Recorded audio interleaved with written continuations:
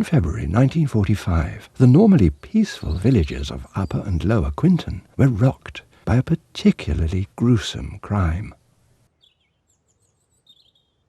On the morning of the 14th of February 1945, 74-year-old farm labourer Charles Walton set out from his cottage in Lower Quinton to cut a hedge on nearby Meon Hill.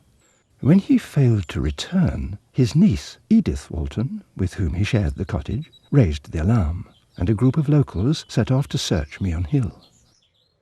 What they found shocked the quiet village to its core. They discovered the body of Charles Walton lying face up beneath a willow tree on top of Meon Hill. His own pitchfork had been driven through his throat with such force it had nearly severed his head, and a large crucifix had been carved deeply into his chest with the old man's billhook, which had been left stuck into his ribs. Walton's face was contorted with terror, and his blood had soaked into the ground around his body.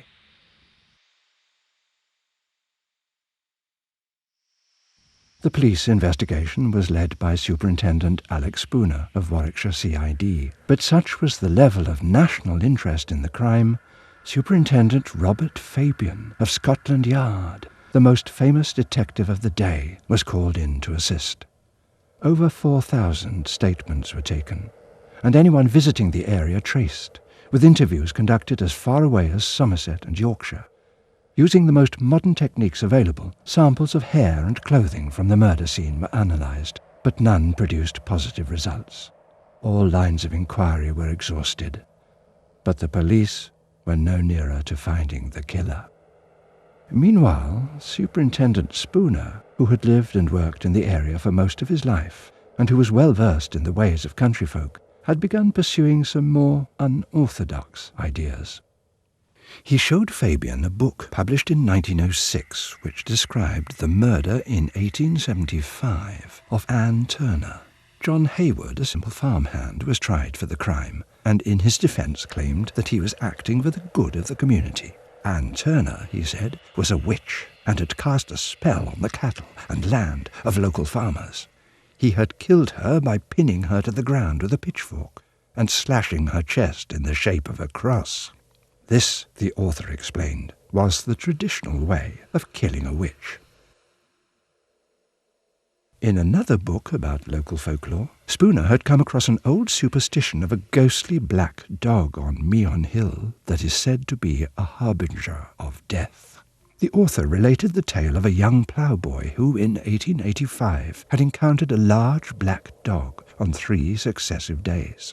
Shortly afterwards, the young man's sister died unexpectedly. The ploughboy's name was Charles Walton. Fabian, a hardened detective, was sceptical, but in the absence of any other leads, decided to look further into the witchcraft theory.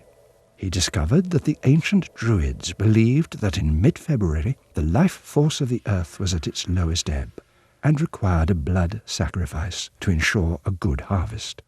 As it so happened, the harvest of 1944, the year before Charles Walton's death, had been a poor one.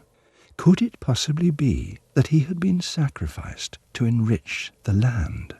Even Fabian couldn't discount the theory, although pursuing it proved rather more difficult than he imagined.